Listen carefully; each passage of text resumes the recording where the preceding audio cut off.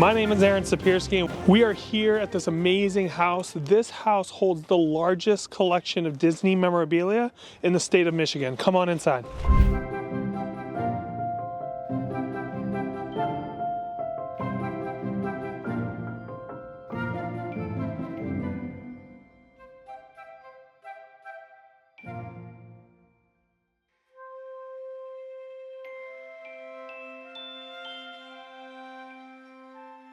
So basically what we have to do, so there's tens of thousands of figurines or thousands and thousands of figurines in this house. And so we had to bring in all of these boxes from the garage, from the external, like separate 3-car garage. And now we're gonna match up every single piece with its box. It's going to be a massive undertaking, but it's the only way to transport things and to hold their value because every single thing is extremely fragile. Let's go look at some of the collectibles in the basement. So here you have one of the largest Disney collections, probably the largest Disney collection in Michigan. We have here ceramics from basically every single Disney movie that you could imagine. So we have to pack up each one of these pieces individually. So that's why there's boxes all over the floor. So we basically have to find a box and then say, where is this piece? And then go to find that piece. So it's like a huge needle in the haystack situation where we have to match up every single box. Normally, other auction houses, even that I've talked to, wouldn't even do this process. But like I said, there's 3 reasons why you want the box. First of all, to be able to properly transport the pieces. All of these things are extremely fragile, and they're all ceramic and porcelains. And so the second thing would be to maintain value of the piece. So if it obviously damaged would decrease the value by a long shot. But having the box and paperwork are really important to finishing out all of the piece. And so that's how people want it. And then the third thing would be after we move it to our warehouse, first of all, you have to move it to our warehouse, photograph it, catalog it, and then we have to ship it to someone else. So having its original packaging is going to keep that piece safest from the start of the process through the end of the process. So it's really crucial that we take the time, which is an enormous undertaking, to match up all the pieces correctly. There's some pieces I want, so bro, I don't see it, so hopefully they already packed it. But there was a big, right here, there was a Scrooge McDuck diving into a pile of money. Which one? That's what's up. I'm gonna be bidding on that piece. I like that, so that's cool. I also really like the Fantasia setup. It's really sweet. I mean, the Aladdin setup is sweet. The Pocahontas setup is sweet. These are like probably some of the best pieces right here. Good morning. Good morning. How you doing, my friend? Good. Good. What are you thinking? I'm thinking. What's the plan today? Well, we are going to load out stuff into the vans, and we also have 2 other staff members. We're going to put some stuff in their cars, get that stuff out of the way, and then we're going to start going through all these rooms with the largest Disney boxes. We also have labels, so if we get to smaller Disney boxes, we can start lotting things. We brought 60 brand new totes with us. Nice. So we're ready to pick up some stuff. Let's go. Let's go. That's awesome. You guys excited? You look excited. So excited to be back here again. Right? Right? You guys are funny. Very familiar with this house. I know. You'll be able to be like, oh, I know exactly where this piece is now, you know, pretty soon. So that's the goal. That's the goal. There was a couple notes that I had for the staff is that when we're packing boxes, basically these pieces go in the boxes only one way, right? And sometimes you'll put it in the box, and if the styrofoam isn't closing, don't push down to make it close because you're gonna snap a little piece of porcelain or something. See why it's not fitting in there. Maybe it's not sitting in there right. Maybe there's a piece of paper from like a certificate or something blocking it. We wanna be really careful. It should set in there, and then both pieces should close nicely, and it should slide in the box. We don't wanna force anything.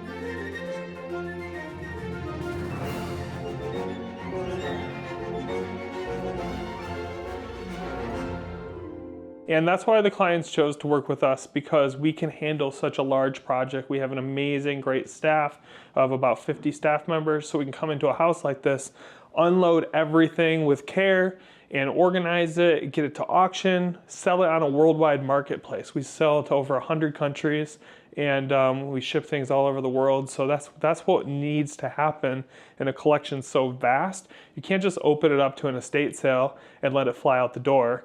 It just doesn't work. You wouldn't get the right dollar value for the client, and it wouldn't do the collection justice. So that's why we're here doing this deal. So in the basement here, we have all sorts of porcelains and collections. If you come in here, I don't know, are all these cabinets unlocked? So we have basically everything from Captain Hook to, you know, Donald Duck, Mickey, Bambi. Then you get into these like specific figurines, and these ones are actually mostly Capodimonte and things like that. It's on a smaller scale, which is really cool. Then you get into the Disney Classics collection. Now these are probably the more valuable of the porcelains. They're super collectible. They're super fragile. If you really look at them, one little nick or one little break of a tail on little Gus right there, and the piece is completely worthless. So it's really important to handle it with care. In here, for example, this one Pocahontas figurine sells new, like Disney charged about $1,600 for this one piece.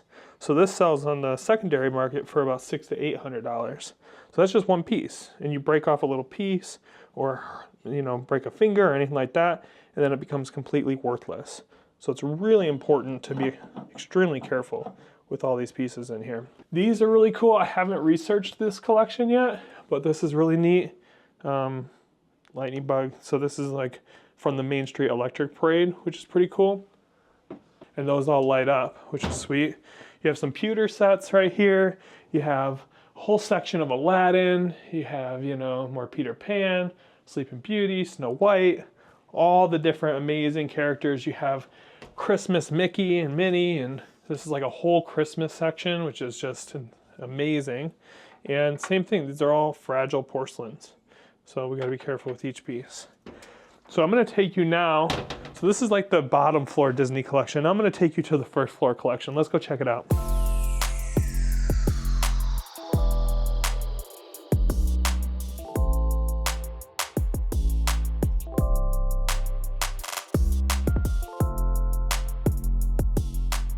So it's hard to walk through here now because of the unboxing that we're doing and like bringing all the boxes out and organizing everything.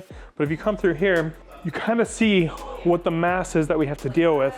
We basically have to match every single box to every single piece. And every single box, luckily a lot of the Disney items have photos of what needs to go in this box. So it's a little bit easier to find. So this is a Cinderella piece. Obviously he's putting on the glass slipper. So we'd be able to find that pretty easily. A lot of breath from running upstairs. In this section, you actually have a lot of Lenox in Disney, which is pretty cool. You have, you know, the Wicked Witch of the West, which is pretty sweet, especially now with Wicked. And then you have all sorts of other treasures. One of the things I noticed over here that was kind of interesting is like canister sets. So you have rice, tea, sugar, coffee, flour, and then you have all of the herbs and spices containers as well, but Disney, which is pretty cool. So we've already taken out a lot of pieces. We've removed a few truckloads already of items, and we have a lot more to go. We have some more over here. Okay, so what we're looking to do is we're gonna try to keep like-sized items together when we're packing out these totes. That'll help everything kind of nest together. So since we already have some baskets, pitchers, taller vases, all stuff that we can ride in the upright position, we'll start there. You can just take the piece, lay it down here, give it a quick wrap.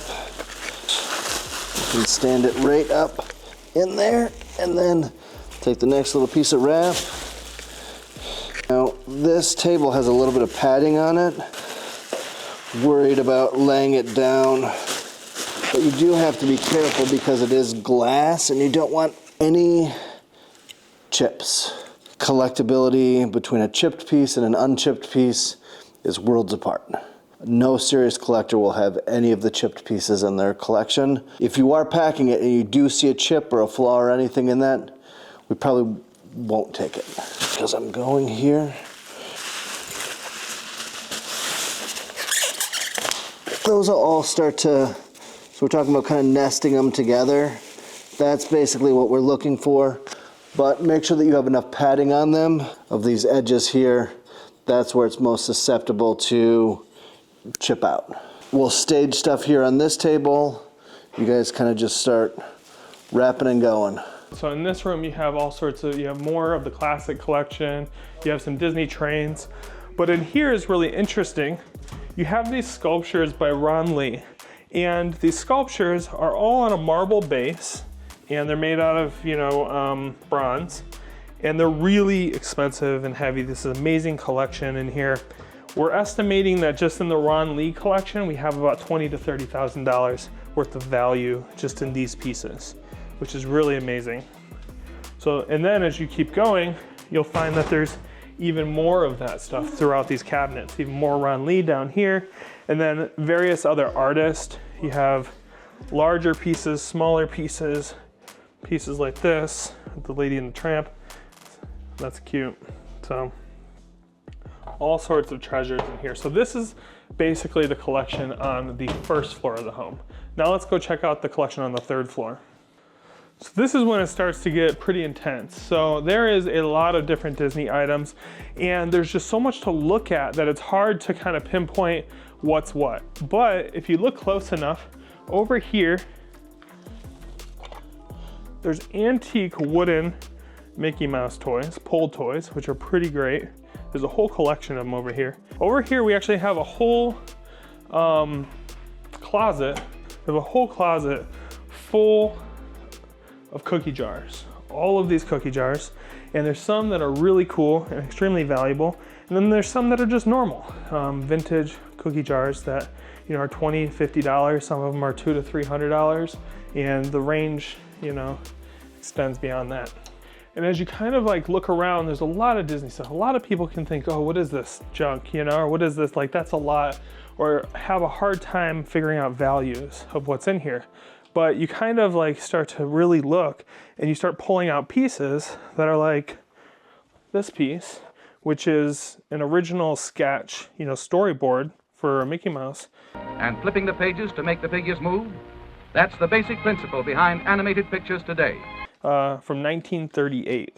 So that's a pretty great piece. There's stuff like this all around the house that's just kind of treasures, just hidden and mixed in with everything else. So throughout here you have a lot of signed sketches, you have different animation cells, a lot of smaller items, but the collection in the closet is pretty cool, which is hard to see right now because it's all up here, but these are all vintage Disney buttons. And I'll kind of pull down some so you can see what we have here. So we have things like this, just tons of buttons, a whole huge button collection, which is pretty vast in nature. Just like about 120, 150 trays of buttons, which is pretty cool. So there's even more down here. And we'll be able to sell these by a tray, by each tray, or we'll group them together.